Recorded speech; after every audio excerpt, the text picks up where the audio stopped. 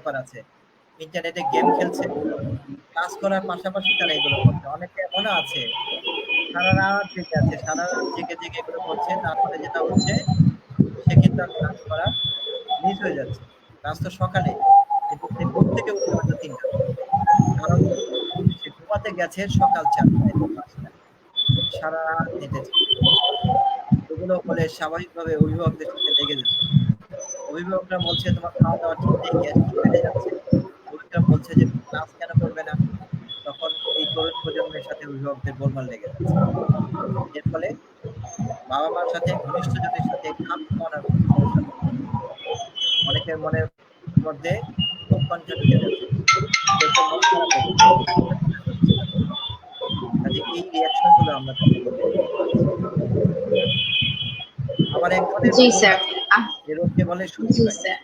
বলেন। জি স্যার। কিন্তু আপনি কি মনে করেন না স্যার যে আমাদের ইউথ এই সময় মেন্টালি ডিস্টার্বড অথবা আহ, তারা মানসিকভাবে প্রস্তুত নয় এই সিচুয়েশনটা নিয়ে? আমি তো এটাই বলছি যে দেখেন লাইফের নরমাল রুটিন যখন থাকে না, সেটা কিন্তু তখন একটা গোলমাল তৈরি করে। আমি সারারাত জেগে আছি, সারাদিন ঘুমাচ্ছি। পুরো লাইফ তো গোলমাল হয়ে গেল এবং আমার বডি কোনো মুভমেন্ট নাই। সেগুলো রিঅ্যাকশন হয়েছে। রিঅ্যাকশন কেমন? এমনকি গবেষণা হয়েছে। গবেষণায় দেখা গেছে মানসিক চাপের পরিমাণ অনেক বেড়েছে। আমার এক্সাক্ট পরিসংখ্যান মনে নেই। কিন্তু স্বাভাবিকভাবে মানসিক চাপ যতটুকু আমরা পাই, গবেষণায় দেখা গেছে কোভিড শুরু হওয়ার পরে বাংলাদেশে তার প্রায় ডবলের বেশি হয়ে গেছে মানসিক চাপ।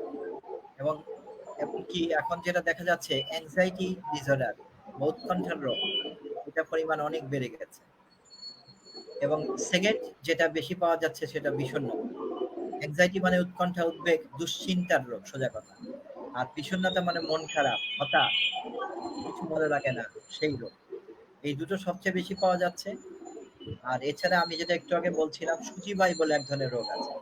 সূচিবাই বাংলা বলে বোঝা যায় না, ইংলিশ হচ্ছে অবসেসিভ কম্পালসিভ ডিসঅর্ডার। আমরা সহজ ভাষায় বুঝি যে প্রচুর ওসিডি। হাত ধোয়াধুয়ি করে, ওসিডি, প্রচুর হাত ধোয়াধুয়ি করে যারা। কিন্তু প্রচুর হাত জি ধোয়াধুয়ির যে ব্যাপারটা, এটা কিন্তু এখন আরো বেড়ে গেছে। যাদের মধ্যে আগে ছিল, এখন তার মধ্যে আরো বেড়ে গেছে। কারণ মনে করছে ভাইরাস ধরে ফেলবে।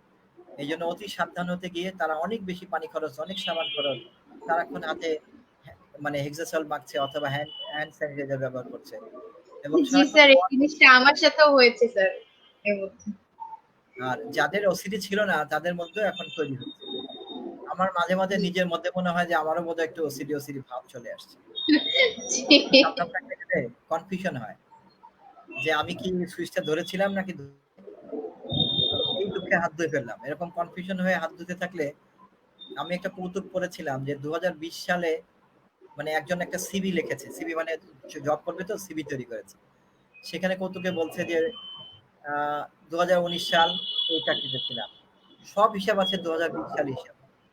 যারা নিয়োগদাতা তারা ২০ সালে কি করছিলাম? কোন জব ছিল না?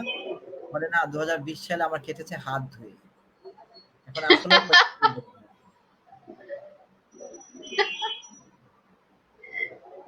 জি স্যার, আসলে খুব মজার একটা কৌতুক শোনালেন স্যার। কিন্তু এই যে আপনি বলে যে মানসিক পরিবর্তন আমাদের ইউথের মধ্যে আসছে, এটা তাদের ভবিষ্যৎকে কিভাবে প্রভাবিত করবে বলে আপনি মনে করেন? এটা যেটা হচ্ছে সেটা কিছু সতর্কতা নেওয়া দরকার। এখন সবাই যে ধনী হয়ে গেছে আমি তা মনে করি না। তবে আগের তুলনায় anxiety disorder বা উদ্বেগের রোগটা বেড়েছে, আগের তুলনায় বিষণ্ণতা বেড়েছে। ইয়ং পিপল এর মধ্যে গবেষণা যেটুকু আছে তাতে মনে হচ্ছে বেড়েছে। ছোট, ছোট কয়েকটা গবেষণা হয়েছে। সেই ডাটা থেকে বলছি। এবং আমার থেকে আমরা এখন কন্ট্রোল করে ফেলতে পারি। পরিণতি খারাপ হতে পারে, ভালো হতে পারে। ভালো হতে পারে যদি আমি কতগুলো বাস্তব পদক্ষেপ নেই তাহলে অবশ্যই ভালো হবে। কারণ আমাদের তরুণ প্রজন্ম আমাদের ভবিষ্যৎ। তারা যদি অসুস্থ হয়ে বেড়ে ওঠে তাহলে কিন্তু আমাদের মানে পুরো জাতির একটা দুর্ভোগ, একটা বড় অশান্তি হবে সেটা। একেকটা পরিবারের জন্য এই ছেলেরা, এই মেয়েরা তারা ভবিষ্যতে টাকা-পয়সা অর্জন করবে, তারা ফ্যামিলি লিড করবে। যদি তারা অসুস্থ হয়ে থাকে তখন এই ফ্যামিলিগুলো বিপন্ন হয়ে যাবে। কাজে এখন উপযুক্ত স্টেপ যদি আমরা নেই তাহলে এটা আস্তে, আস্তে বদলে যাবে। যদি আমরা না নেই, যত দিন যাবে পরিস্থিতি খারাপের দিকে যাওয়ার চান্স বেশি থাকবে। জি স্যার, সেটাই। কিন্তু স্যার অনেক সময় আমাদের দেখা যাচ্ছে যে আমাদের তরুণ প্রজন্ম কিন্তু আমাদের এই যে সিচুয়েশনটার কারণে নিজেদেরকে অনেক কিছু থেকে ডিপ্রাইভ মনে করছে, অনেক কিছু থেকে মনে করছে যে আমরা বঞ্চিত হয়ে যাচ্ছি, বা এবং যেটা মেইন সমস্যা সেটা হচ্ছে যারা ধরনের ইউনিভার্সিটিজে পড়ছে বা কলেজে পড়ছে তাদের কিন্তু ক্যারিয়ার টেনশনটা অনেক বেশি। এটা থেকে কিন্তু মানসিক একটা চাপের সৃষ্টি হচ্ছে। তো এই বিষয়ে স্যার আপনার কোনো বক্তব্য আছে কি, যে আপনি যেটা কিভাবে তরুণ প্রজন্মের অ্যাক্ট করা উচিত? Right, right. আপনি যেটা বলছেন সেটা তো সঠিক। মানসিক চাপ শুধু তরুণ প্রজন্ম না, সবার মধ্যেই পড়েছে এবং সবাই রোগী হয়ে গেছে আমি এটা বলছি না। উদ্বেগ এবং বিষণ্ণতা এই দুটো রোগ বেড়েছে। সবাই রোগী হয়নি, কিন্তু রোগী হওয়ার রাস্তায় রওনা হয়েছে। যেমন ধরুন আমি একটা লক্ষণ বলি, সবাই দেখবেন এটা অনেক হয়েছে আপনাদের। আমি কল্পনা করি যে আপনাদের খাওয়ার রুচি কমে যাচ্ছে আজকাল। আমি কল্পনা করি যে আপনাদের ঘুম কমে যাচ্ছে। ঘুমাতে গেলে ঘুম ঠিক মতো আসতেছে না। এটা হওয়ার একটা আশঙ্কা আছে। এটা আমরা কমনলি পাচ্ছি। এখন কি করণীয় যদি সেটা বলেন, কি করণীয় করতে গেলে যেটা করতে হবে, আমাদেরকে সাবধান হতে হবে। কিভাবে সাবধান হবো আমরা? সাবধান হব যে আমরা দিনের একটা নির্দিষ্ট টাইমে রোজ যেতে হবে আমাদের। সাবধানতা বলতে কি? যার, যার বাসার ছাদেও যদি আমি যাই, আমি যদি ১৫-২০ মিনিট করেও একটা ভালো পরিমাণ রোদ আমার গায়ে লাগাই, তাহলে যেটা হবে আমি কিন্তু শারীরিকভাবে সুস্থ হওয়ার পক্ষে মানে সুবিধা হবে আমার। এরপর হচ্ছে যখন মানুষ কম থাকে রাস্তায়, আমি তখন বেরোয় একটু হাঁটতে পারি। মাস্ক ব্যবহার করে, হাতে গ্লাভস পরে, সাবধানতা মেইনটেইন করে। ধরা যাক রাত্রি ১০টার পরে কিন্তু অনেক রাস্তায় মানুষজন কমে যায়। বাসার সামনে আমি যখন তখন বের হয়ে আমি যদি ঘন্টাখানেক হাঁটি, তাহলে আমার বডির মুভমেন্টটা হলো, খোলা জায়গায় আসলাম। খেয়াল রাখতে হবে আমি যাতে ভিড়ে না যাই। এবং সারাদিনের মধ্যে কিন্তু আমি টি স্টলে গিয়ে বসে থাকতে হবে না। সাবধানতা মেইনটেইন করতে হবে। যেটা আমি এইভাবে যদি রাতের বেলা বেরোয় হাঁটি, বা রাতে বলছি এই কারণে যে ফাঁকা জায়গা দরকার। আপনার যদি ফাঁকা জায়গা থাকে দিনেও করতে পারেন। যেখানে অন্য মানুষ কম বা নাই। সেখানে মাস্ক পরে আপনাকে হাঁটতে হবে। আর আপনি রৌদ্রের মধ্যে যদি যান, আর আপনি যেকোনো মূল্যে আপনি অনলাইনে অবস্থানের সময়টা কমায় আনতে হবে।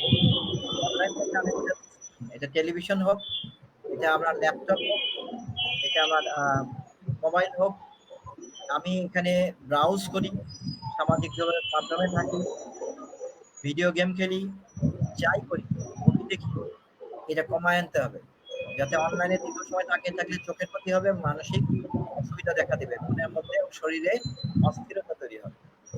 আমি অনেকটা টাইম অনলাইনের বাইরে থেকে অন্যান্য কাজকর্ম করতে পারি। যেমন বাসার মধ্যে যদি আমার ভাই-বোন থাকে, বাবা-মা থাকে, ২-৩ জন ৪ জন মানুষ থাকলে বাসার মধ্যে আমি লুডো খেলতে পারি, ক্যারাম খেলতে পারি। যেটা একসময় যখন নেট ছিল না তখন মানুষ করত। আমি হয়তো স্যার গল্প এক সময় এই জিনিসটা খুবই ফেমাস ছিল, লুডো, ক্যারাম খেলা, বোর্ডে যে মানুষ খেলতো, বা কিন্তু দাবা এখন খেলা সবকিছু অনলাইন ভিত্তিক হয়ে গিয়ে কিন্তু জিনিসটার একটা যে সৌন্দর্যটা ছিল সেটাই নষ্ট হয়ে গেছে। এটা আমি মনে করি স্যার, আর যে সৌন্দর্যটা ছিল সেটাই নষ্ট হয়ে গেছে এই আমরা বিষয়গুলো। অনলাইন ছাড়া আমাদের চলবে না। কিন্তু আমরা সবসময় অনলাইন না থেকে অনেকটা সময় এটা বাইরে থাকবো। ক্লাস করার জন্য কিন্তু ৫-৬ ঘন্টা আমার অনলাইন মাধ্যমে থাকতে হচ্ছে। তো ওর বাইরে আমি ১ ঘন্টাই থাকলাম। তারপরে কিন্তু আমার বন্ধ করে দিতে হবে। একেবারেই না। জি স্যার। বিশেষ করে রাত্রে ঘুমানোর সময় আমি যাতে নেট ব্যবহার না করি, আমার মোবাইলটা শাটডাউন করে দিয়ে একদম বন্ধ করে রাখি। আমি নিজে ঘুমানোর সময় আমার মোবাইলটা এয়ারপ্লেন মানে মোডে দিয়ে দিই। কোনোভাবে কোনো কল ঢুকবে না। তাতে কোনো দুর্ভোগ যদি কারো হয়, আমি তো ওখানে গিয়ে আটকাতে পারব না। আমার নিজের যাতে দুর্যোগ না হয়, আমার যাতে ঘুমটা ঠিক থাকে। এত বেশি মানে আমি বলব কানেক্টেড থাকার দরকার নাই। একটু ডিসকানেক্টেড হয়ে ঘুমান। এটা খুব জরুরি। আপনি যদি রাতে ৬ থেকে ৭ ঘন্টা না ঘুমান, আপনার শরীর ঠিক থাকবে না। আর এগুলো যদি আমরা করি, একই সাথে বাসায় অনেক ধরনের কাজকর্মের মধ্যে কিন্তু আমরা অংশ নিতে পারি। এখন কিন্তু বাসায় ঘরে, ঘরে যে প্রধান সমস্যা, অনেক ঘরে কাজের লোক আর দেওয়া হচ্ছে না। হাউস হেল্প নাই। কারণ ওরা জি করোনার ভয়ে বাদ জি দেওয়া হয়েছে। বাসা যে চালাচ্ছে যে গৃহকর্ত্রী, তার একেবারে জীবন প্রতিষ্ঠাগত হয়ে গেছে। পরিবারের কর্তার দায়িত্ব হচ্ছে অর্ডার দেওয়া, বাচ্চাদের দায়িত্ব অর্ডার দেওয়া এবং গৃহকর্ত্রীকে কাজ করতে, করতে সে বিদ্রোহ করার মতো অবস্থা। তা আমরা যদি যারা তরুণ প্রজন্ম আছি, আমরা যদি আমাদের বাসার কাজকর্মে হাত দেই, রান্না-বান্না, ঘর পরিষ্কার, কাপড়-চোপড় ধোয়া, তাহলে কিন্তু আমাদের সময়টা থাকবে এবং কারো উপর অন্যায্য অনেক বেশি তীব্র চাপ দেওয়া, এটা আমরা বন্ধ করতে পারব। এবং এটা আমাদের মানসিক স্বাস্থ্যের জন্য অবশ্যই ভালো। জি স্যার, বুঝতে পেরেছি স্যার। কিন্তু স্যার আজকাল কিন্তু দেখা যাচ্ছে অনেকেই আপনার এই বাধা অতিক্রম করে বাসা থেকে বের হয়ে আসছে। এই সময় দেখা যাচ্ছে যে অনেকেই বাইরে এখন এতগুলো মাস যে বাসার মধ্যে বন্দি থেকে তারা খুব ডিপ্রেশনের মধ্যে চলে গিয়েছিল, যার কারণে কিন্তু এখন অনেকে বাসা থেকে বের হয়ে আসছে। এই যে বিষয়টা যে তারা বাসা থেকে বের হয়ে আসছে, তারা ঘুরছে ফিরছে, এতে করে তাদের যে আহ প্রফুল্লতা বোধটুকু কিরকম হতে পারে, এবং এটা কি আসলে তাদের স্বাস্থ্যের জন্য উপকারী, বা এটা আপনি কিভাবে দেখবেন বিষয়টা? খুব ভালো প্রশ্ন করেছেন। এটা আমি দেখছি এবং দুঃখিত হচ্ছি বেসিক্যালি। স্বাস্থ্যের জন্য, মানসিক স্বাস্থ্যের জন্য মানুষের সাথে মিশলে ভালোই লাগবে। কোনো সমস্যা নাই, মনটা ভালো থাকে। কিন্তু যেটা ঘটছে যে আমি তো বলব যে মার্চের পর থেকে যে শুরু হলো, এই পর্যন্ত মানুষ একদম ওষ্ঠাগত হয়ে গেছে। বিশেষ করে অনেক মানুষ আমি বলব রাস্তাঘাটে এখন একদম নরমালের মতো করে মানুষ বের হচ্ছে। মেক্সিমাম এর কিন্তু মাস্ক নেই। আমি যদি এলাকার মাস্ক কিছু নেই। জি। ইয়ং পিপল তারা কিন্তু সেই মাস্ক ছাড়াই ওখানে বসে, বসে গল্প করছে। অনেক সময় মজার ব্যাপার হয়, মাস্কটা এনে এখানে আটকায়। তো আপনি এখানে এটাকে আটকে জি। কি ভাবছেন?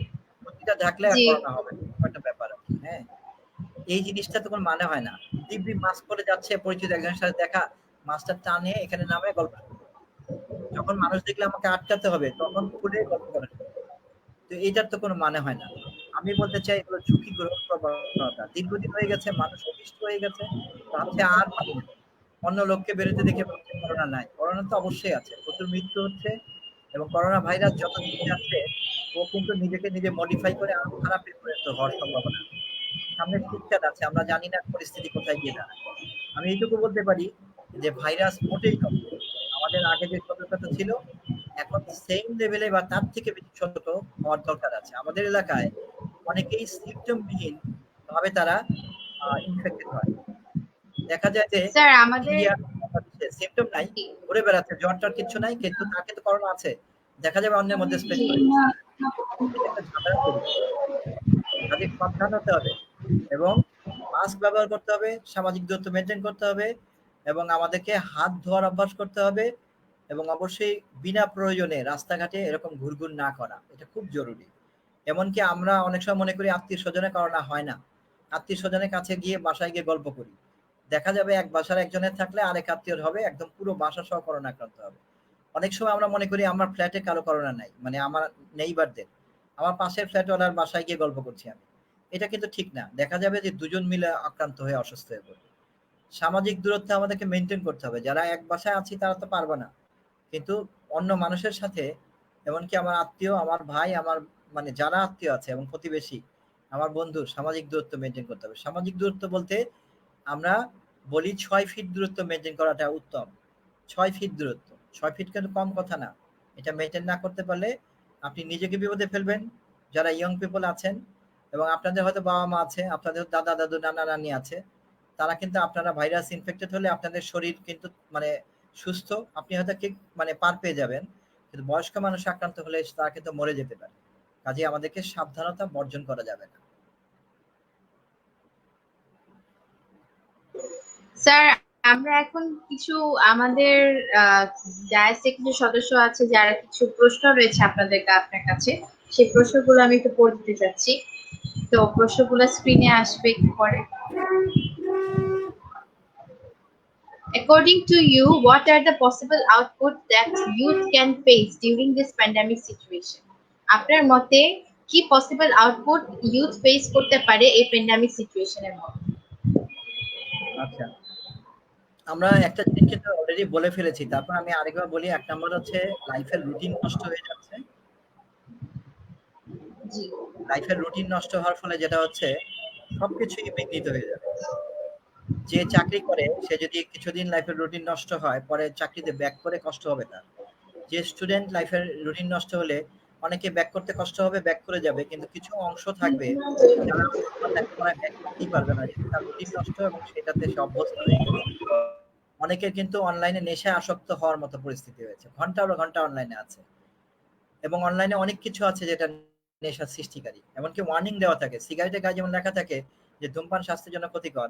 অনেক কম্পিউটার গেমের গায়ে লেখা থাকে, বলে দেয় যে এটা প্রচন্ড আসক্তি সৃষ্টিকারী। কিন্তু আমরা কিন্তু ইয়ং পিপল আগ্রহ বেশি, আমরা ঢুকে যাই ওগুলোর মধ্যে এবং এগুলোর মধ্যে আস্তে, আস্তে নিজেকে মিশিয়ে ফেলি। এমন কিছু ভিডিও গেম আছে, অনলাইন গেম আমি নিজে ঢুকিনি। কিন্তু ওখানে অনেকটা সেকেন্ড লাইফ টাইপের, যে আমি নিজেকে আরেকটা মানুষের মতো চিন্তা করতে পারি। ওখানে কি সেভাবে মিশে গেলাম। তখন দেখা যায় আমার নরমাল লাইফ বিঘ্নিত হয়ে গেল, আমি ভার্চুয়াল লাইফে অভ্যস্ত হয়ে গেলাম। একটা বাজে ব্যাপার তৈরি হবে। কাজে এই ঝুঁকিগুলো কিন্তু আছে, এবং কিছু মানুষ হয়তো অ্যাংজাইটি বা উদ্বেগে আক্রান্ত হবে, কিছু মানুষ বিষণ্ণতা বা ডিপ্রেশনে আক্রান্ত হবে, আর কিছু মানুষের হয়তো সূচিবাই বেড়ে যাবে। আর সবারই কমন যেটা হবে, অ্যাডজাস্টমেন্ট প্রবলেম, মানুষের সাথে খাপ খাওয়ানোর অসুবিধা তৈরি হবে, সামাজিক দক্ষতার ক্ষতি হয়ে যাবে। এগুলোই মেইনলি হবে বলে আমরা আশঙ্কা করছি। স্যার এতে করেই তো স্যার আমাদের যে মানসিক দূরত্বটা যে বেড়ে যাচ্ছে মানুষের সাথে, মানুষ এখন অনেক বেশি আনসোশ্যালাইজড হয়ে যাচ্ছে, এবং দেখা যাচ্ছে যে অনেক বেশি ইন্ট্রোভার্ট হয়ে যাচ্ছে, কারণ তারা অনেক বেশি গম্ভীর হয়ে যাচ্ছে এই ধরনের স্বাস্থ্যের কারণে। এখানে আমাকে আরেকটা কোয়েশ্চেন দেখাচ্ছে স্যার, সেটা হচ্ছে youth is getting mentally disturb, what is your opinion on this? Sir আমার মনে মেন্টালি ডিস্টার্ব হচ্ছে হয়, ইউথ। আমি একটু আগে যে বলেছি ওটাই, কিন্তু এটা একই প্রশ্ন, একটু অন্যভাবে করা হয়েছে। আমি একটু আগে এটার অ্যান্সার দিয়েছি, হ্যাঁ। আমার ওপিনিয়নও বলেছি জি যে কোনটা কোনটা বাড়বে। জি জি স্যার, বুঝতে পেরেছি স্যার। একটা হচ্ছে, can Covid outbreak, COVID-19 outbreak can bring a lot of mental changes on a person?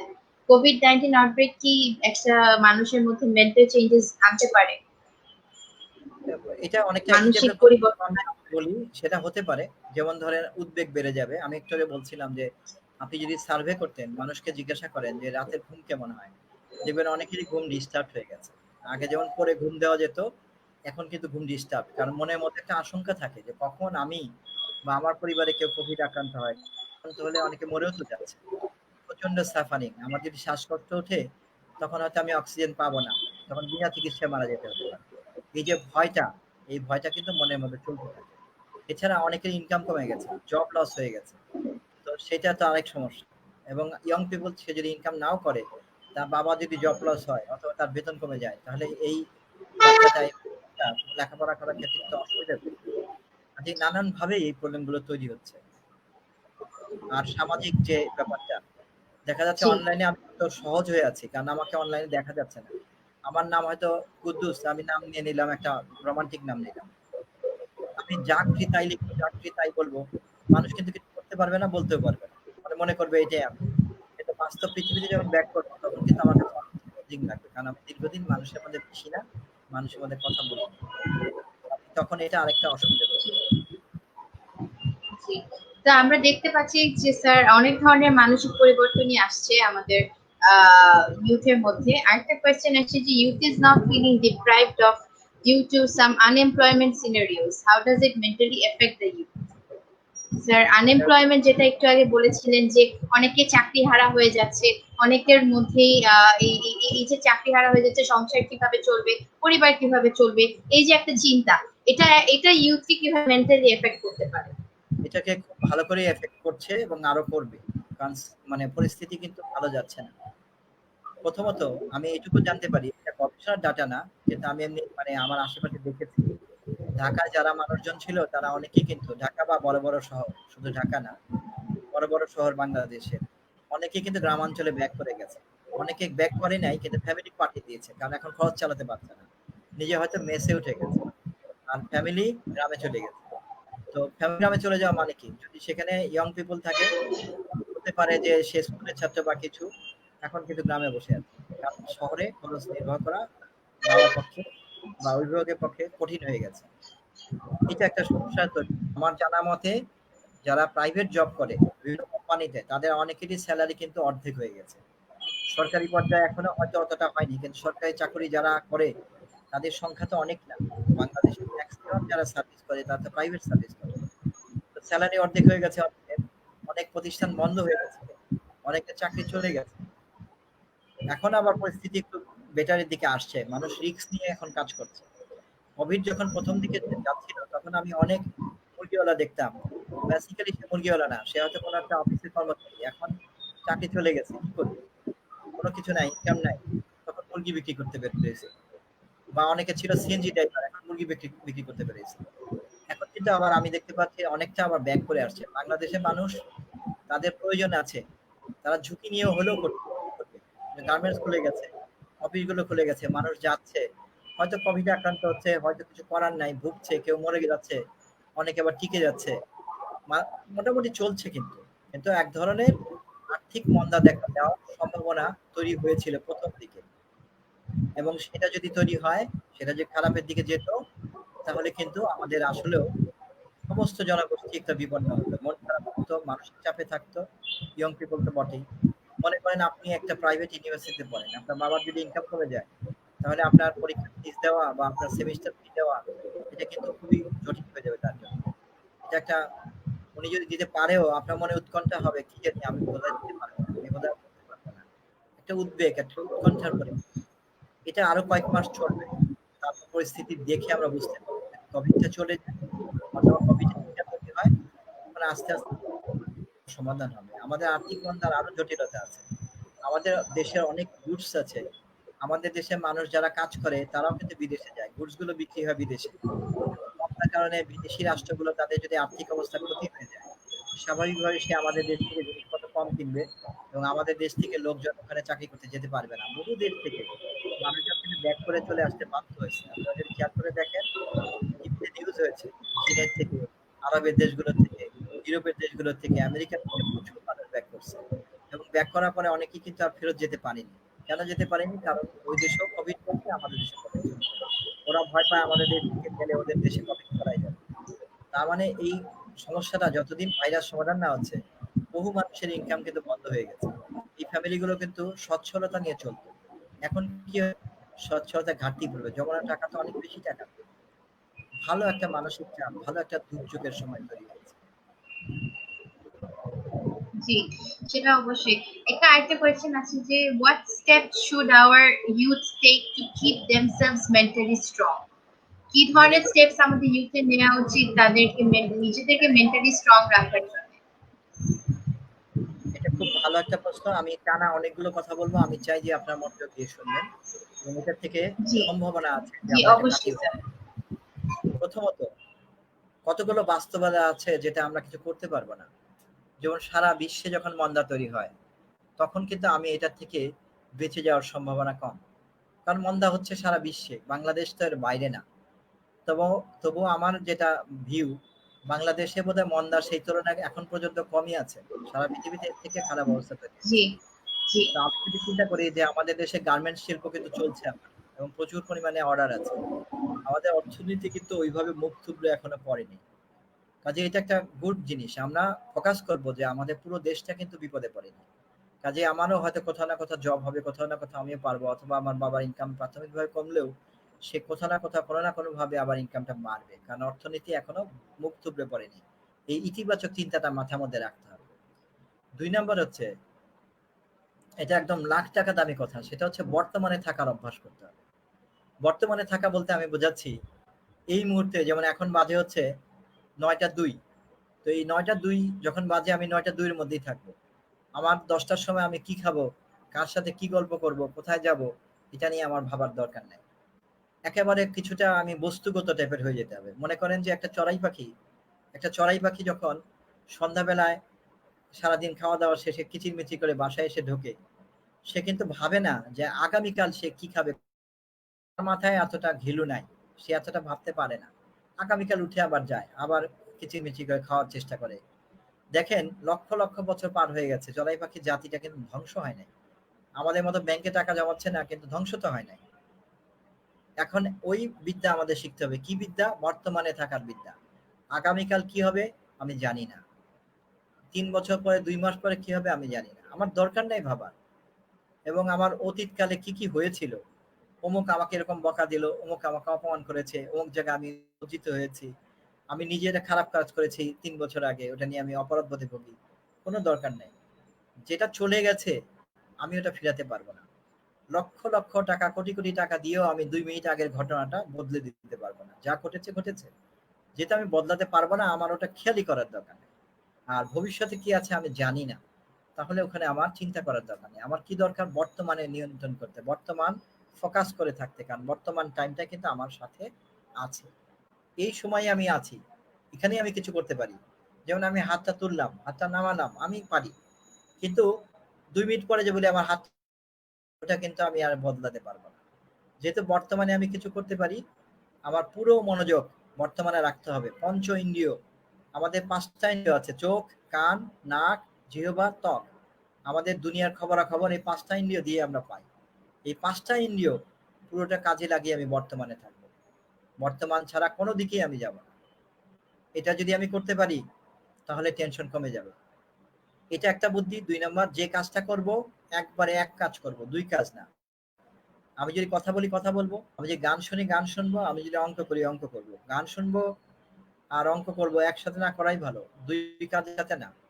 যখন যে কাজ করব সেটা করব এবং সেটার মধ্যে পুরো মনোযোগ দিব। ওটা ছাড়া দুনিয়ায় অন্য কোনো দিকে আর খেয়াল করব না। তাহলে আমার কাজটাও ভালো হবে। মাঝখান থেকে যেটা ঘটবে আমার টেনশনের পরিমাণটা কমে যাবে। কারণ আমরা টেনশন যদি খেয়াল করি, বেশিরভাগ টেনশন কিন্তু অতীত কেন্দ্রিক। আর অনেকগুলো আছে ভবিষ্যতের অনিশ্চয়তা নিয়ে। আমি তো অতীতের দিকে খেয়াল করতে রাজি হলাম না। আর ভবিষ্যতে অনিশ্চয়তা আমি জানি না যেহেতু, আমি যেহেতু জানি না, তো ওটার দিকে আমি তাকাবো না। এটা একটা ভালো বুদ্ধি। এছাড়া কেউ প্রশ্ন করতে পারে যে আমি কি ভবিষ্যৎ প্ল্যান করব না? আমি তো আর বন্যের পশু পাখি না যে আমি ভবিষ্যৎ প্ল্যান করব না। আমি বলব প্ল্যান করব না কেন? প্ল্যান যদি করি দিনের নির্দিষ্ট টাইমে করব। আমি ধরা যাক রাত্রি ৮টা থেকে ৮:৩০ পর্যন্ত ভবিষ্যৎ প্ল্যানের জন্য রাখলাম। সারাদিনে ভবিষ্যৎ নিয়ে এক বিন্দুও ভাববো না। রাত্রি ৮টা থেকে ৮:৩০ পর্যন্ত ওই সময় আমি প্ল্যান করব। এরপরে ৮টা ৩৫ বাজলে ভাবা বন্ধ। আমার যদি একদিন চিন্তা করলাম ৮:৩০ চিন্তা করব। কিন্তু দেখা গেল ৮:৩০ আমি ভুলে গেছি। এবং পরে মনে হয়েছে ওটা নিয়ে আর ভাববো না। পরের দিন আবার ৮:৩০ আমি ভবিষ্যৎ পরিকল্পনা করব। ফিক্সড টাইমে। তাহলে আমি কিন্তু তুলনামূলকভাবে হ্যাপি হতে পারবো। বর্তমানে যে কষ্টটা আছে আমি শুধু সেইটুকুই ফেস করব। আমার ভবিষ্যতের কষ্ট নেওয়ার দরকার নাই, অতীতে কষ্ট নেওয়ার দরকার নেই। বর্তমানে আর যেটুকু আনন্দ ওইটুকু থাকবে। আনন্দ, বেদনা, কষ্ট সব বর্তমানে। এর বাইরে আমি যাবই না। এছাড়া আর্থিক অনিশ্চয়তা নিয়ে আমি আরো কিছু করতে পারি, সেটা হচ্ছে বিকল্প আয়ের উৎস খোঁজা। যেমন আমি একটু আগেই বলছিলাম সিএনজি ড্রাইভার কোভিডের ১ম দিকে যখন সরকার সব ব্যান করে রেখেছিল, তখন দেখা গেল তারা মুরগি বিক্রি করতেছে। কোথায় সিএনজি আর কোথায় মুরগি? সিএনজি তো বেরোতে পারত না। এখন মুরগি বিক্রি করলে দুটো তো ইনকাম হলো, কিছু তো খেলো। কাজেই যদি রিয়েলি বিপদ হয়, আমার যে আয়ের উৎসটা আমার আছে, এছাড়া বিকল্প চিন্তা করতে হবে যে আমি আর কি করতে পারি। কথার কথা, আমি যদি ঢাকায় জব করতাম বা চট্টগ্রামে জব করতাম, বড় শহরে, জবটা চলে গেছে আর করার উপায় নাই, গ্রামে গিয়ে পড়েছি আমি। তো গ্রামে আমার একটা কৃষি খামার আছে ধরা যাক, কিছুটা জমি আছে। আমি হয়তো প্ল্যান করে সেটা নিয়েও প্ল্যান করতে পারি, কিছু একটা করতে পারি। কারণ হচ্ছে একটা শিক্ষিত মানুষ, বুদ্ধিমান মানুষ যখন হাত দেয় তখন এক টুকরা জমিতে যে রেজাল্টটা আসতে পারে, আর একজন আধা শিক্ষিত, অর্ধশিক্ষিত বা অশিক্ষিত কৃষক যখন করে, দুটো কিন্তু একই না। আমি যদি মাথা খাটাই, পরিকল্পনা করি, আমি ঝাড়ু দিলে সেই ঝাড়ুটা হবে উৎকৃষ্ট ঝাড়ু। কারণ আমি একজন ইয়ং ম্যান বা ইয়ং লেডি এবং আমার বুদ্ধি আছে, আমি শিক্ষিত। কাজেই আমরা বিকল্প আয়ের উৎসের দিকেও ফোকাস করতে পারি। এছাড়া এই মুহূর্তে যদি আমি দৈন্যের মধ্যে কিছুটা পড়ে থাকি, তাহলে আমাকে যেটা করতে হবে ব্যয় সাশ্রয় করতে হবে। ব্যয় সাশ্রয় করলে কি করতে হবে? আমার হয়তো বাসা যেখানে আমি নিয়ে থাকি সেটা চেঞ্জ করে এমন কোথাও গেলাম যেখানে আমার কিন্তু অতটা খরচ নাই। অতটা খরচ নাই। মানে বাড়ি ভাড়া কম, বাজার খরচ কম। সেরকম একটা জায়গায় গিয়ে যদি থাকি। আবার আমি একটু আগে বলেছি ঢাকার অনেক মানুষ কিন্তু পরিবারকে বাড়ি পাঠিয়ে দিয়েছে। মেসে উঠেছে। খরচ কমলো, ব্যয় সাশ্রয়। এবং আমি হতে পারে বড়, বড় অনুষ্ঠান বা বড়, বড় খরচগুলো কমায় নিয়ে আসবো। অপরিহার্য খরচগুলো মেইনটেইন করব। এবং মনকে বোঝাবো এটা একটা বিপদের সময়। বিপদের সময় সবকিছু করা যায় না। বিপদের সময় হচ্ছে আমরা ধৈর্য ধরে বেঁচে থাকা। বলা হয় এখন সময় হচ্ছে বেঁচে থাকার সময়। আজকে বেঁচে থাকুন। সময় পার হবে। কোভিড সারা জীবন চলবে না। কোভিড চলে যাবে, তখন আপনি উপভোগ করবেন। মনে করেন আপনি একটা নৌকায় করে যাচ্ছেন, ঝড় বৃষ্টি উঠেছে। স্বাভাবিক খুব সাবধানে নৌকাটাকে টিকিয়ে রাখা যাতে ডুবে না যায়। আমি যদি এগোতে নাও পারি, নদীর এক পাশে একটা ক্ষেতের মধ্যে ঢুকে গেলাম, পানির উপরে। যাতে আমি সাবধানে কোনো মতে টিকে থাকি। এগোনোর চিন্তা কিন্তু এখন না। এখন ঝড়ের সময়। এখন সময় হচ্ছে টিকে থাকা। আর যখন ঝড় চলে যাবে, তখন আমি নৌকা নিয়ে এগোতে পারবো। তখন আমি নৌকার মধ্যে গান ধরতে পারি। নৌকার মধ্যে আনন্দ ফুর্তি করতে পারি। মনে রাখতে হবে বিপদের সময় কিন্তু এগুলো জরুরি না। বিপদের সময় জরুরি হচ্ছে বেঁচে থাকা, জরুরি হচ্ছে টিকে থাকা। এই কারণে ব্যয় সাশ্রয় আরেকটা বুদ্ধি। এবং আমরা যেটা করতে পারি, আমাদের মন মেজাজ তো খারাপ থাকবে যদি আমাদের আর্থিক অসুবিধা হয়। তখন আমরা হয়তো মোবাইলে, হয়তো অন্যান্য কোনো পদ্ধতিতে আমাদের ফ্রেন্ডদের সাথে একটু গল্প করতে পারি, শেয়ারিং করতে পারি। যদি কোনো প্রতিবেশী থাকে যার সাথে সরাসরি গল্প করা যাবে, তাহলে ৬ ফিট দূরে দাঁড়িয়ে গল্প করব। এক ছাদের থেকে আরেক ছাদে মনে করেন। দেখতে যেমনই হোক সাবধানতা থাকবে এবং আমি মাস্ক ব্যবহার করব। এইভাবে যদি আমরা বিপদের সময়টা পার করি, ইনশাআল্লাহ বিপদ কেটে যাবে। মেঘ যেমন আছে তেমনি সূর্য আছে। মেঘ কেটে গেলে আবার সূর্য হেসে উঠবে। জি স্যার, খুব চমৎকার কিছু কথা আপনার থেকে শুনলাম স্যার। খুবই ধন্যবাদ আপনার এই টিপস গুলোর জন্য, এবং আমি আশা করি যে যারা আজকে আমাদেরকে দেখছেন তাদের তাদের জন্য এই টিপস গুলো অনেক বেশি উপকারী হয়ে থাকবে জীবনে। আরেকটি কোয়েশ্চেন দেখতে পাচ্ছি স্যার, দেখেছি দীর্ঘ 8 মাস ধরে চলমান করোনায় তরুণ প্রজন্ম হতাশাগ্রস্ত ও উদ্বেগের শিকার হচ্ছে প্রতিনিয়ত। একজন সাইকোলজিস্ট হিসেবে বিষয়টি কিভাবে দেখছেন? সাইকোলজিস্ট হিসেবে আমার যেটা মনে হয়, এটা কিন্তু আমি অলরেডি বলেছি। প্রশ্নগুলো একই টাইপেরই। সাইকোলজিস্ট হিসেবে আমি বলে কি করতে হবে, জি, কি জি, হচ্ছে পুরোটা বলা হয়ে গেছে। এখন রিপিট করার কোনো মানে হয় না। জি, তাহলে তো নিশ্চয়ই এই সাকপাতাসের বিষয় আমি আপনি একটা কোয়েশ্চেনের অল্প একটু অ্যান্সার এড করতে পারি, পেয়ে অল্প একটু গেছেন। add করতে আপনি পারি। স্যার সেটা এই হচ্ছে বিষয়ে কথা বলেছেন। অনেকে আছে যারা আগে থেকে অসুস্থ ছিল। যেমন আমাদের দেশে শতকরা 16.1 ভাগ মানুষ মানসিকভাবে অসুস্থ। তো তার মানে কি? তার মানে হচ্ছে নরমালিও তো ১০০ জনের মধ্যে ১৬ জন অসুস্থ এটলিস্ট। আর শিশুদের মধ্যে এই রেটটা পাওয়া গেছে 18। তাহলে এই যে নরমালি যে অসুস্থতার যে রেটটা আছে, এই মানুষগুলো এখন সেবা নিতে ভয় পাচ্ছে, ডাক্তারের কাছে যেতে পারছে না, মানসিক হাসপাতালে যেতে পারছে না। তো এর কারণে তারা কিন্তু রোগ বেড়ে যাচ্ছে। তো আমি তাদের জন্য বলব যে অতীতে ডাক্তার যে ওষুধ দিয়েছে সেটা কন্টিনিউ করতে, এবং অনলাইনে ডাক্তারের সেবা পাওয়া যায়। যে ডাক্তারকে আপনি দেখাচ্ছিলেন অনলাইনে তাকে অ্যাপ্রোচ করেন। যেমন আমরা এখন কথা বলছি অনলাইনে। এরকম অনলাইন ডাক্তার দেখেন, এবং এখন অনেক চেম্বারে ডাক্তার বসতে শুরু করেছে। হাসপাতালগুলো খোলা আছে। সামাজিক দূরত্ব বজায় রেখে মাস্ক পরে সাবধানতার সাথে যদি আপনি দেখায় নেন, দেখায় নিলে হয়ে গেল। অনেকে আছে সিরিয়াস ঘুমের সমস্যা হচ্ছে। তা আমি যদি মানসিক ডাক্তার দেখাই নিয়ে একটু ওষুধ খাই, ঘুমটা ঠিক। আর কাউন্সেলিং বা সাইকোথেরাপি যে ব্যাপারটা সেটাও কিন্তু অনলাইনে এখন দেওয়া হচ্ছে। আমরা যদি অনলাইনে সাইকোলজিস্টের সাথে যোগাযোগ করি, অনলাইনে সাইকোথেরাপি নেই, তাহলে কিন্তু সেটার একটা ভালো ব্যবস্থা হয়ে যায়। জি স্যার। এখানে আরেকজন করেছেন কোয়েশ্চেন যে তরুণ প্রজন্মের মানসিকভাবে ভেঙে পড়ার জন্য কি শুধু উচ্চশিক্ষায় বাধা আর চাকুরির অনিশ্চয়তা দায়ী? এটা জবাব দেওয়া একটু কঠিন আছে, কিন্তু প্রশ্নটা সুন্দর। ১ নাম্বার উচ্চশিক্ষায় বাধা এবং চাকরি অনিশ্চয়তা, এটা অবশ্যই একটা টেনশনের উৎস। আমি এইভাবে জি, বলব যে আমরা একটা পরিবারে যদি ৪-৫ জন ভাই-বোন থাকি, এরা কিন্তু সবাই সমান না। এরা কিন্তু সবাই সমান না। সবাই এক ঘরের প্রতিনিধি একটা। একটা বিপদে পড়লে একজন দেখা যাবে এলায় পড়বে, আরেকটা বিপদে পড়লে একজন দেখা যাবে কিছুই করবে না। অ্যাজ ইফ কিছু হয় নাই। তাহলে যেটা দাঁড়াচ্ছে, এই যে সবাই সমান না, কেন সমান না? কারণ হচ্ছে জন্মগতভাবে আমরা সমান বৈশিষ্ট্য নিয়ে জন্মাই নাই। আমরা সমান বৈশিষ্ট্য নিয়ে জন্মাই নাই। সবার ধৈর্য শক্তি সমান না। যদি একই পরিবার ৩টা ৪টা সন্তান, সবাই সমান হয় না। তো যখন বিপদে পড়ে, যাদের মানসিক গঠন দুর্বল থাকে, তারা কিন্তু বিপদে ১ম ভেঙে পড়ে। জন্মগতভাবে অনেকের মানসিক গঠন দুর্বল থাকে। এটা আগে থেকে টেস্ট করে বোঝা সম্ভব না। কিন্তু কারো মানসিক গঠন দুর্বল থাকে যখন বিপদে পড়ে। যেমন চাকরি অনিশ্চয়তা, যেমন উচ্চশিক্ষার অনিশ্চয়তা। বিদেশে এখন যাওয়াই যাচ্ছে না। বিদেশে যাওয়া ওরা এলাও করছে না। কাজে এই ব্যাপারগুলো কিন্তু এখন ঝামেলা তৈরি করছে। কিন্তু এছাড়াও কোভিড এর কারণে বাইরে যেতে পারছি না। ভাইরাসে হয়, মরে না যাই। এই টেনশনটা নেওয়ার সুযোগ সবার সমান না। যে কারণে বায়োলজিক্যালি তাদের অসুখটা এমন যে তারা এটা নিতে পারছে না। এছাড়া তরুণ প্রজন্মের মধ্যে কারা বেশি বাধাগ্রস্ত হবে? যারা আগের থেকে ভালনারেবল ছিল। ভালনারেবল মানে বিপদের ঝুঁকি। অনেকে আছে যাদের লাইফের রুটিন আগেও ঠিক ছিল না। গোলমেলে টাইপের। দেখা যায় সারারাত জাগে, সারাদিন ঘুমায়, মেজাজ মর্জি মাফিক চলে। ইচ্ছা হলো তো ধাম করে কিছু ভেঙে ফেললো। মানে আগের থেকেই একটু ইম্পালসিভ, আগের থেকে ঝোঁকে চলার টেন্ডেন্সি আছে। এই মানুষগুলো যখন মানসিক চাপে পড়ে তখন ভেঙে পড়ার সম্ভাবনা বেশি থাকে। অনেকে আছে হয়তো কিছুটা গাঁজা খেত। অনেকে থাকে না যে কৌতূহলে বশবর্তী হয়ে গাঁজা খায় বা কিছু নেশাদ্রব্যের সাথে অভ্যাস আছে। তো যখন এরকম পরিস্থিতি হয়, তখন মন ভেঙে গেল, তখন কি করবে? তখন দেখা যায় যে সিগারেট খায়, তার সিগারেট খাওয়ার পরিমাণ বেড়ে যায়। যে চা খায়, তার চা খাওয়ার পরিমাণ বেড়ে যায়। আর যে গাঁজা খায় বা অবৈধ নেশাদ্রব্য গ্রহণ করে, তার এটা বেড়ে যায়। এখন এইরকম ব্যাপারে তখন তারা ভেঙে পড়ে বেশি। অর্থাৎ শুধুমাত্র চাকুরি নাই, শুধুমাত্র উচ্চশিক্ষা নাই, এটা বিষয় না। বিষয় হচ্ছে আমার জন্মগতভাবে আমার মানসিক দৃঢ়তা কেমন ছিল, অর্থাৎ আমার জেনেটিক গঠন, সেটার মধ্যে যদি দুর্বলতা থাকে তাহলে কিন্তু এরকম হতে পারে।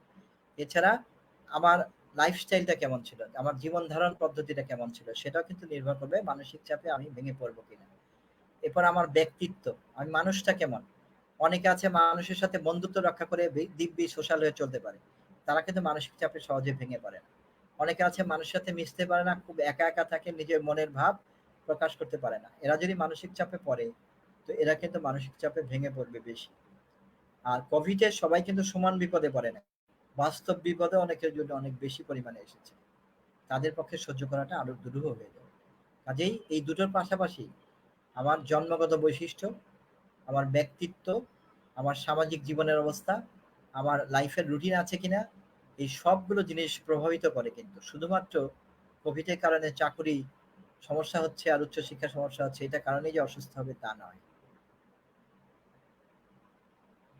সব দিকেরই আমাদের জীবনের প্রত্যেকটা ধারা বা প্রত্যেকটা আহ ব্যাপারই কিন্তু আমাদের প্রত্যেকটা ডিসিশনস এর উপর অনেক প্রভাব ফেলে।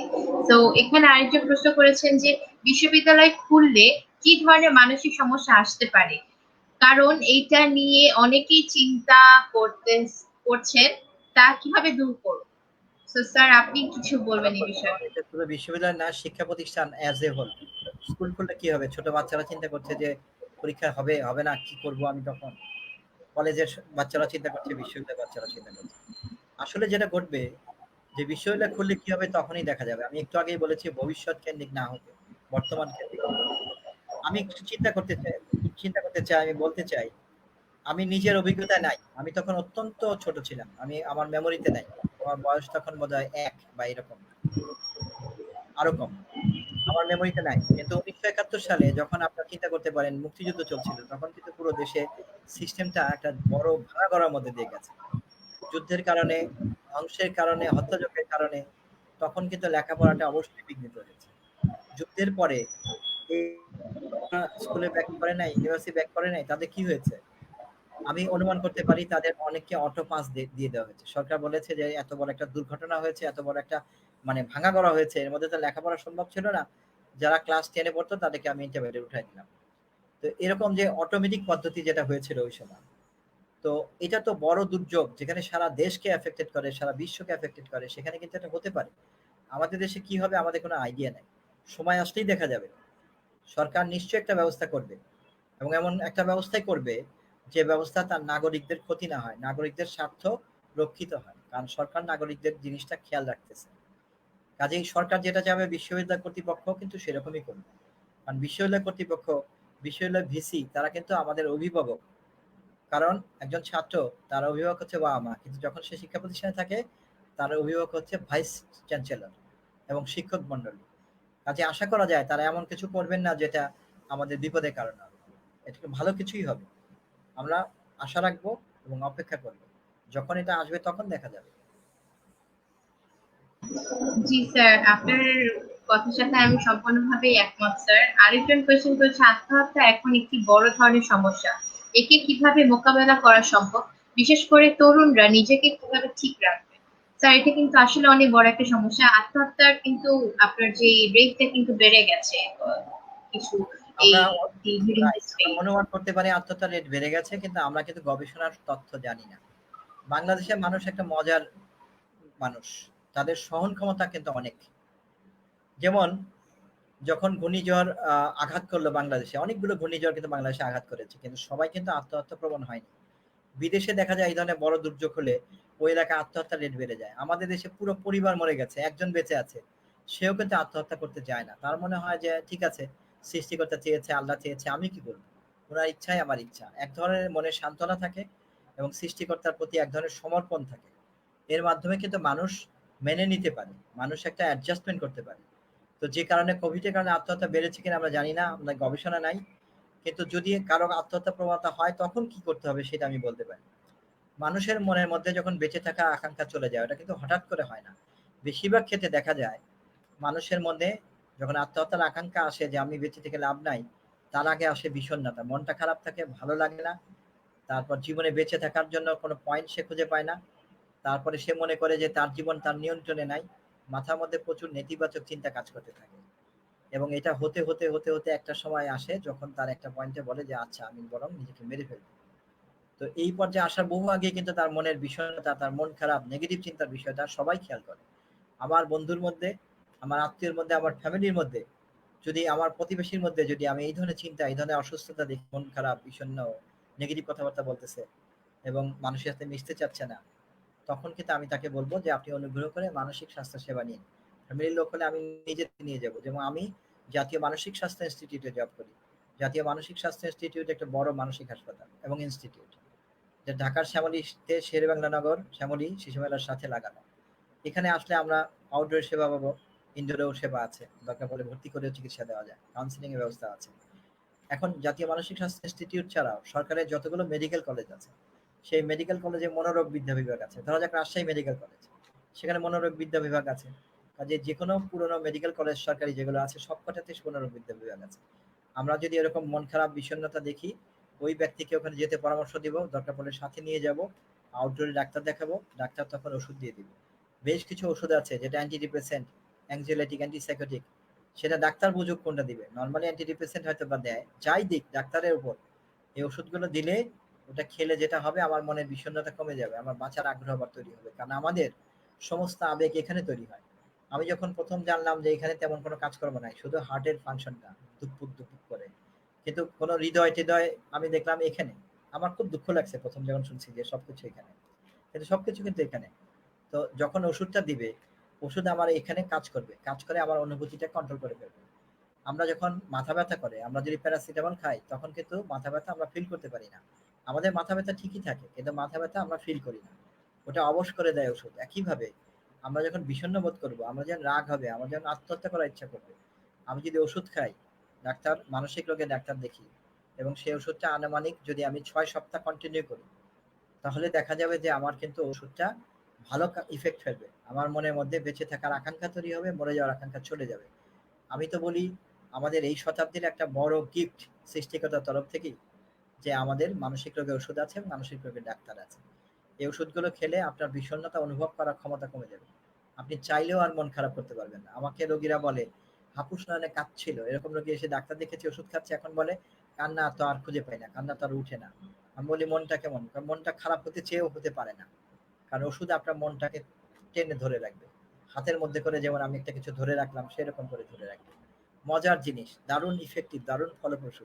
মানুষ ভয় পায়, মনে করে যে মানসিক রোগের ডাক্তার দেখলে পাগল হয়ে যাবে। আসলে যে মানসিকভাবে অসুস্থ হয়েছে, সে ডাক্তার না দেখালেও অসুস্থ, দেখালেও অসুস্থ। মাঝখান থেকে ডাক্তার দেখালে ডাক্তার চিকিৎসা দিবে, চিকিৎসা দিয়ে আপনার রোগ ভালো করে দেওয়ার সম্ভাবনা আছে। কাজেই এটা একটা পদ্ধতি যে আপনি মেডিকেল কলেজে মনোরোগ বিদ্যা বিভাগে দেখাবেন। ঢাকায় হলে বঙ্গবন্ধু শেখ মুজিব মেডিকেল বিশ্ববিদ্যালয় আছে, সেখানে মনোরোগ বিদ্যা বিভাগ আছে। আর ঢাকার বাইরে তো সব মেডিকেল কলেজ, আর আমাদের ইনস্টিটিউটও ঢাকায় আছে, জাতীয় মানসিক স্বাস্থ্য ইনস্টিটিউট, এখানে দেখাবেন। এছাড়া কাউন্সিলিং সেবা নিবেন। এখন আমাদের দেশে একসময় কাউন্সিলিং সেবা ছিল না। আমরা বলি টকিং থেরাপি, মনের দুঃখের কথা একজন সাইকোলজিস্টের সাথে কথা বলবেন, প্রাণ খুলে কথা বলবেন। প্রাণ খুলে কথা বললে আপনার মনটা হালকা হবে। হালকা হলে দেখবেন যে আপনার অনেক সমস্যার সমাধান হয়ে যাবে। অনেকে বলে যে আমার যে দুঃখ পেলাম, আমার গার্লফ্রেন্ড চলে গেল, আমার বয়ফ্রেন্ড চলে গেল, এখন তো মরে যেতে ইচ্ছা করছে। তা আপনি কথা বললে কি আমার গার্লফ্রেন্ড বয়ফ্রেন্ড চলে আসবে? আমি বলি চলে আসবে না। আপনি কথা বলেন তো, বলেন, আমার সাথে বসে বসে কথা বলেন, কাঁদেন, যা খুশি তাই করেন, কথা বলতে থাকেন। এবং দেখা যায় যে বাস্তব জীবনের সমস্যা মিটবে না সত্য, কিন্তু মনের মধ্যে কোথায় যেন একটা পরিবর্তন হয়। মন পরিবর্তিত হয়ে বেঁচে থাকার আকাঙ্ক্ষা তৈরি হয়, বিষণ্ণতা ধীরে ধীরে চলে যায়। আপনি যদি সাইকোলজিস্টের কাছে নাও যান, আপনি বিশ্বাস করেন এমন বন্ধুর সাথে যদি মনের দুঃখের কথাগুলো প্রাণ খুলে বলতে পারেন, এবং আপনি সপ্তাহের মধ্যে অন্তত 2 বার করে বলেন, এরকম কয়েক সপ্তাহ কথা বললে দেখবেন আপনার মরে যাওয়ার আকাঙ্ক্ষাটা চলে যাবে। আর তারপরও না গেলে আপনি ডাক্তার দেখান, ওষুধ শুরু করেন। সরকারি হাসপাতালে ডাক্তার দেখালে 10 টাকা টিকিটের চিকিৎসা। অনেকে আমাকে বলে যে সিঙ্গাপুর চলে যাব, অনেকে বলে যে এমনকি আমেরিকা যাব, ইন্ডিয়া যাব।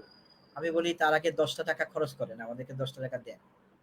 10টা টাকা তো আমি নিব না, সরকারি তহবিলে জমা পড়ুক। আপনি ডাক্তার দেখান, আপনি কাউন্সিলিং নেন, তারপর দেখেন না কি হয়। আমার কাছে অনেক রোগী বলেছে এই 10 টাকাতেই কিন্তু এটা সমাধান হয়েছে। কাজেই হতাশ না হতে আমি বলবো, চিকিৎসা আছে। এবং এছাড়াও এই চিকিৎসার পাশাপাশি যারা আত্মহত্যা প্রবণ, তারা যদি বলে যে আমি আত্মহত্যা করবো, ফ্যামিলির লোকদের দায়িত্ব হচ্ছে ওর দিকে ওয়াচে রাখা, ও যাতে আলাদা রুমে না ঘুমায়। তার সাথে কেউ না কেউ ঘুমানো, বাসায় বাথরুমের ছিটকিনি, তারপর রুমগুলোর ছিটকিনি নষ্ট করে খুলে রাখা, যাতে সে রুম লক করে ভিতরে আত্মহত্যার চেষ্টা না করতে পারে।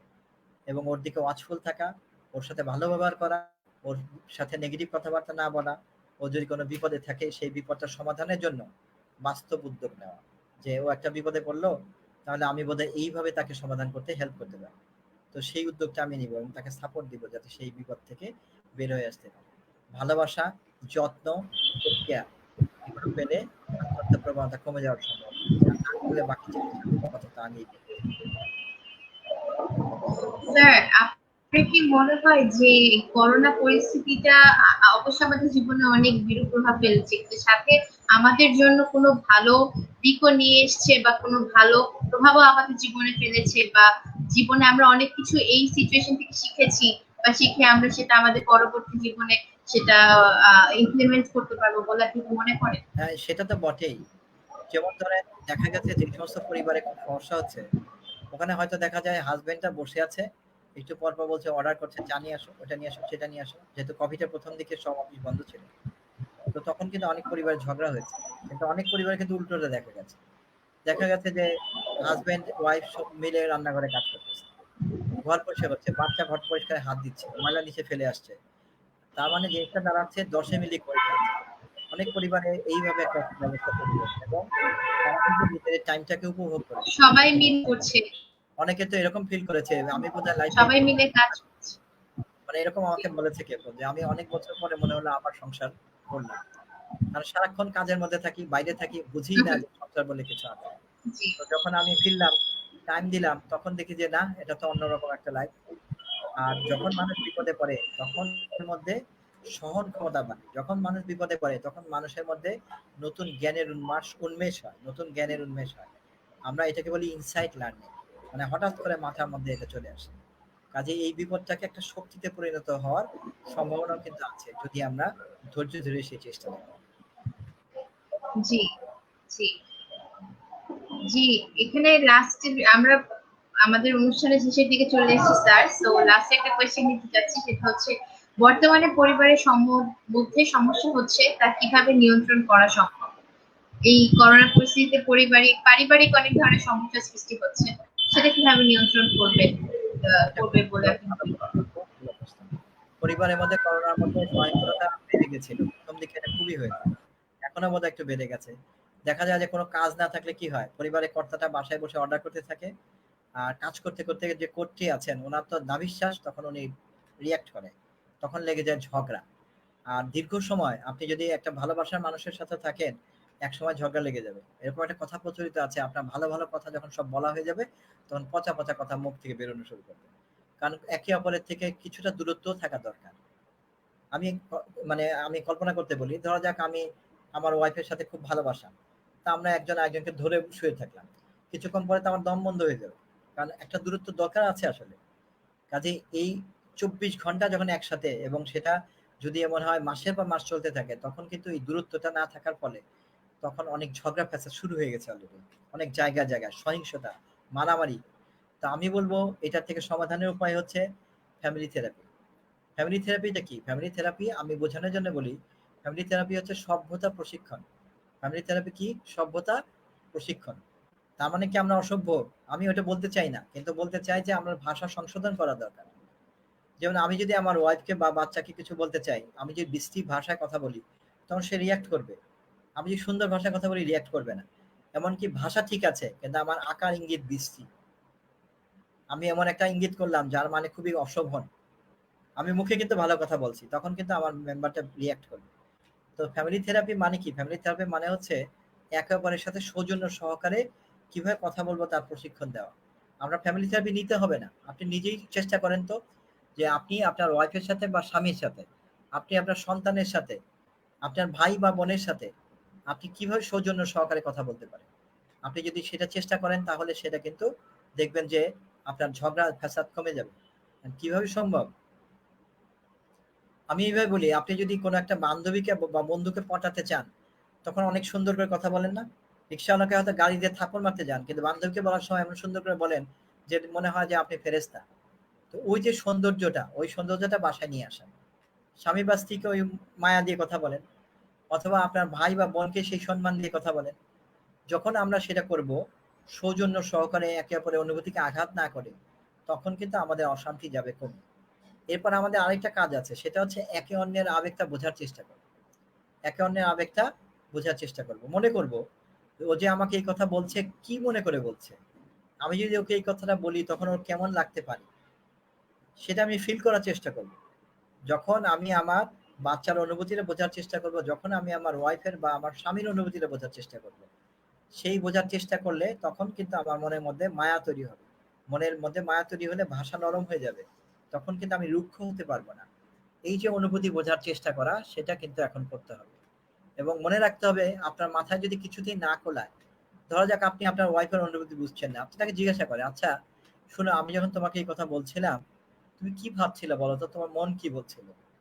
তখন ও যেটা বলবে ওইটাকে মেনে নেন যে এটাই ওর মন বলছিল। হয়তো কখনো অন্যের মনে কি ছিল কখনো ভাবতেই চেষ্টা করেন না। এখন জিজ্ঞাসা করেন, জিজ্ঞাসা করে জেনে নেন। এবং পরবর্তীতে একই পরিস্থিতি হলে তার মন যে এরকম হতে পারে সেটা মাথায় রাখেন। আপনার মন কেমন লাগছে সেটা আপনার পার্টনারকে, আপনার বান্ধবীকে, আপনার স্বামীকে, আপনার স্ত্রীকে, আপনার সন্তানকে যে তুমি যখন এই কথা বললা বাবু, আমার কিন্তু এরকম মনে হচ্ছে। যখন আপনি এটা বুঝে খুশি মানে খুলে বলবেন, আরেকজন জানতে পারবে। একেবারে মনের পরিস্থিতি জানতে পারলে তখন একেবারে প্রতি আচরণটা সংশোধিত হয়ে যাবে। কাজেই সেটা আরেকটা কাজ। এছাড়া আমি হয়তো একটা বড় ঝগড়াই করে ফেলেছি। ঝগড়া তো শেষ। এখন আমি দুঃখিত ঝগড়াটা কেন করলাম। এখন আমি বসে, বসে ভাবতে পারি, আচ্ছা ঝগড়া যখন করলাম, ধরে পিটুনিই দিয়ে ফেলছি। তখন কি, কি হলো বসে, বসে আমি ভাববো। আমি কি বললাম, ও কি বলল? ও কি বলল, আমি কি বললাম? ও কি করলো, আমি কি, নাটকের স্ক্রিপ্টের মতো আমি পুরাটা যদি লিখে ফেলি, একদম মানে ৫ পাতা লিখে ফেললাম যে কি, কি ঘটনা ঘটেছিল। এই ৫ পাতা নাটকের স্ক্রিপ্ট বা ১০ পাতা, কারণ ঝগড়ার সময় ১০ মিনিটে আমরা যে কথা বলি, আমার তো মনে হয় ১৫-২০ পাতাও হয়ে যাবে। আমরা যখন লিখে ফেলবো, ইনভার্টেড কমা দিয়ে দিই। অমুক এটা বলল, ইনভার্টেড কমা। অমুক এই কথা বলল, ইনভার্টেড কমা। তারপর আমি এটা বললাম। পুরাটা লেখা শেষ। এখন আমাকে ডিসাইড করতে হবে।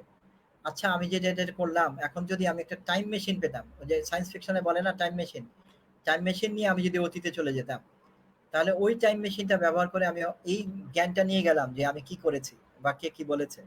অতীতে চলে গেলাম। ঘটনা ৮টা ১০-এ শুরু হয়েছিল। আমি ৮টা ৯-এ গিয়ে নামলাম। এখন কিন্তু আমি জানি কোনটা, কোনটা হবে। আমার জানা আছে। ঘটনা যখন ঘটতে শুরু করলো, তখন আমি তো নিশ্চয়ই একইভাবে ঝগড়ায় জড়াবো না। কারণ আমি ঝগড়ায় জড়ানোর ফলে আমি দুঃখিত ছিলাম। তো তাহলে আমি নতুন করে কি করব? নতুন করে যদি ঘটনাটা ঘটতো, আমাকে ডিসাইড করতে হবে। দেখা গেল আমি হয়তো ৩ টা জায়গা বের করলাম। যে যখন আমার ওয়াইফ বলছিল যে, "তাহলে কি আমি বাসা থেকে চলে যাব?" আমি বললাম, "দূর হ হতচ্ছাড়া।" আমি যদি ওখানে চুপ থাকতাম, কিছু না বলতাম, বলতাম, "না, না, আমার মাথা গরম হয়েছে, কিছু মনে করো না। ছি, ছি, এটা কি বলো তুমি?" তাহলে কিন্তু ওই পর্যায়ে যায় না। যখন আমি আমার ওয়াইফকে হয়তো একটা থাপ্পড় লাগায় দিছি। আমি যদি থাপ্পড়টা না লাগায় হাতটা তুলে ফেলছিলাম, আস্তে করে নামায় গিয়ে পাশের রুমে চলে যেতাম। তাহলে কিন্তু এই পর্যায়ে আসতো না। এবং পরে যদি ওয়াইফকে বলতাম, "দেখো আমি খুবই সরি। একটা অমানুষের মতো আমি হাত তুলে ফেলছিলাম।" তো এইভাবে আমরা প্রতিটা পর্যায়ে আমি যদি নাটকের স্ক্রিপ্টের মতো ঝগড়াটা লিখে তারপরে আবার নতুন করে মূল্যায়ন করি যে কোথায় কখন অন্য কি করতে পারতাম আমি। মানুষ কিন্তু অভ্যস্ত কি বলে কি, কেন ও এটা করলেই তো সমস্যা মিটে যাচ্ছে। ব্যাপারটা কিন্তু এরকম না। ও এটা কি করলো সেটা কোনো ইস্যুই না। ইস্যু হচ্ছে আমি কি করতে পারতাম। ওই কথাটা না বলে আমি কি করতে পারতাম, ওই আচরণটা না করে আমি কি করতে পারতাম। আমি যদি নিজে সেটা ডিসাইড করি এবং পরবর্তীতে সিমিলার ঝগড়া আবার আসবে। আমি ২০ বছর ধরে এই ফিল্ডে আছি। আমার অভিজ্ঞতা বলে মানুষ একই নাটকের পুনরাবৃত্তি করে। ১০ বছর ধরে সংসার করছে একই টাইপের ঝগড়া। যদি নাটকের স্ক্রিপ্ট লেখা হতো একটা আরেকটার উপর ফেললে দেখা যেত যে একই জিনিস ১০ বার করে পুনরাবৃত্তি হচ্ছে। কাজেই আমরা যদি সিদ্ধান্ত নেই যে কখন কোন পরিস্থিতিতে নতুন করে কি করতে পারতাম, আমি যদি সেটা শুরু করি তাহলে কিন্তু এই ঝামেলা অনেক মিটে যাবে। আরেকটা লাইন না বললেই না, একটু মনের মধ্যে শকর তৈরি করতে হবে। শকর, শকর মানে শুকরিয়া, মানে হচ্ছে কৃতজ্ঞতা স্বীকার। আমার বাচ্চা যদি আমার জন্য কিছু করে আমি তাকে থ্যাংক ইউ বলবো। আমার ওয়াইফ যদি কিছু বলে আমি তাকে থ্যাংক ইউ বলবো। আমি বলবো যে আমি খুব হ্যাপি যে তুমি আমার জন্য করেছো। প্রথম দিকে এটা আজগুবি লাগবে, কারণ আমি জীবনেও তো থ্যাংক ইউ বলি নাই। বলে থ্যাংক ইউ বলবো কেন? এটা আজগুবি লাগলে লাগুক, শুরু করেন। থ্যাংক ইউ বললে দেখবেন বিরাট কাজ হবে। এই ভালো আচরণটা আরো বেশি করে ঘটবে। আমার দ্বারা যদি কোনো অন্যায় হয় আমি তখন দুঃখিত বলবো, সরি বলবো, ক্ষমা চাইবো। এবং সেটা চেষ্টা করবো ওই ধরনের আচরণ না না করতে। আমি যদি সরি বলি, আমি যদি থ্যাংক ইউ বলি, আমি যদি একই ধরনের অন্যায়, একই ধরনের খারাপ কাজ রিপিট না করি, দেখা যাবে পারিবারিক অশান্তিগুলো অনেক মিটে যাবে। এছাড়া আমি আমার পার্টনার বা আমার সন্তান বা আমার স্বামী সবাইকে জিজ্ঞাসা করবো, আমার কাছ থেকে তুমি কি আশা করো? কি হলে তুমি খুশি হও? সে বলবে আমি এটা আশা করি। আমি চেষ্টা করব ওর মধ্যে যেটা পারি এটা পূরণ করতে। আর আমিও আমার পার্টনার, আমার সন্তান, আমার স্বামী, আমার স্ত্রীকে বলব যে আমি তাদের কাছ থেকে কি প্রত্যাশা করি। তাহলে তারা চেষ্টা করবে। এভাবে নিজের মনটাকে খুলে ধরলে, একে অপরের জন্য মায়া দিয়ে চেষ্টা করলে পারিবারিক অশান্তি কিন্তু দূর হয়ে যাবে। জি স্যার, জি স্যার, আপনার সাথে আমরা সকলে একমত যে যেই বিষয়ে আমরা কথা বলি না কেন সবসময় সবার সাথে সবকিছু শেয়ার করার মাধ্যমে, প্রত্যেকের সাথে আলাপ আলোচনার মাধ্যমে জিনিসগুলো একটা কনক্লুশনে আসা, এবং কোনো কাজ করার আগে ভেবে চিন্তে কাজ করা, বিষয়টা হচ্ছে সেটাই। যাই হোক স্যার, আজকে আপনি যদি শেষ মুহূর্তে যদি আমাদের তরুণ প্রজন্মের উদ্দেশ্যে কিছু সতর্কতা বাণী দিতে চান, যে আজকে যে যখন তখন বাসা থেকে বের হয়ে যাচ্ছে, মাস্ক ছাড়া ঘুরে বেড়াচ্ছে, এই ধরনের বস্তু যে আমরা যে আজকাল দেখতে পাচ্ছি রাস্তাঘাটে মানুষজনের মধ্যে, তো আপনি যদি এই বিষয়ে কিছু বলতে চান, কিছু স্বল্প কথায়। অনেক ধন্যবাদ। আমার কিন্তু অনেক ভালো লেগেছে যে এরকম একটা প্রোগ্রাম হচ্ছে। বিশেষ করে ইয়ং পিপলরা যে এরকম ভালো আয়োজন করছে, এটা খুব ভালো কথা মানুষের কল্যাণের জন্য। আমি এই তরুণ প্রজন্মের উদ্দেশ্যে যেটা বলতে চাই, আপনারা যখন সকালবেলা বাইরে বের হবেন বাড়ি থেকে, আপনারা অবশ্যই সামাজিক দূরত্ব মেইনটেইন করার চেষ্টা করেন যতটুকু সম্ভব হয়, এবং আপনারা চেষ্টা করেন মাস্ক ব্যবহার করতে, গ্লাভস ব্যবহার করতে, এবং আপনার হাতটা নিয়মিত ব্যবধানে ধুয়ে পরিষ্কার রাখতে। আর আপনি অবশ্যই মানুষের সামনে মাস্ক সরিয়ে কথা বলেন না। অন্য লোক কি করছে দেখার দরকার নেই। আপনি নিজে সুস্থ থাকেন। কারণ এখন বড় একটা সময়। আপনি এবং আপনার পরিবারকে রক্ষা করা আপনার দায়িত্ব। কাজে আপনি নিজে সুস্থ থাকেন, বিনা প্রয়োজনে বাসার বাইরে বের হওয়ার দরকার নেই। অনেক সময় আমি এলাকায় গিয়ে আড্ডা মারছি। কোনো দরকার নাই। কারণ ভাইরাসে এফেক্টেড হলে আমি যদি মরে যাই, আর বেঁচে থাকলে আমি সারা জীবনে বহু আড্ডা মারতে পারবো। কাজে ধৈর্য রাখুন, সময় কেটে যাবে। আমাদের পৃথিবীতে এরকম আরো অনেক ভাইরাস কিন্তু এসেছিল। অনেক বছর আগে বিশ্বযুদ্ধের সময় স্প্যানিশ ফ্লু বলে একটা ভাইরাস এসেছিল। সেটা এক ধরনের করোনা ভাইরাস, আমি যতদূর শুনেছি। সেটা কিন্তু কেটে গেছে পরে। এই করোনা ভাইরাস ইনশাআল্লাহ কেটে যাবে। ধৈর্য রাখুন এবং এই বিপদ কেটে যাক। আমরা সবাই ভালো থাকি। জি স্যার, ধন্যবাদ। আপনাকে অনেক বেশি ধন্যবাদ স্যার, আজকে আমাদেরকে আমাদের এই আয়োজনে অংশগ্রহণ করার জন্য। এবং আশা করি যে আপনি এই প্যান্ডামিক সিচুয়েশনের মধ্যে অনেক ভালো থাকবেন, আপনার পরিবার বৃন্দ সহ আপনারা অনেক ভালো থাকবেন। তো আজকে স্যার, আজকে প্রোগ্রামটা আমাদের এখানে শেষ করতে হচ্ছে। তো ধন্যবাদ আপনাকে আবারও, এবং আশা করি যে সকলেই ভালো থাকবে, সুস্থ থাকবে। এবং সেটার সাথে সাথেই আজকে আমি বিদায় নিচ্ছি আপনাদের করি মাহি। তো টেক কেয়ার এন্ড আসসালামু আলাইকুম to everybody. ওয়ালাইকুম আসসালাম। সবাই ভালো থাকুন।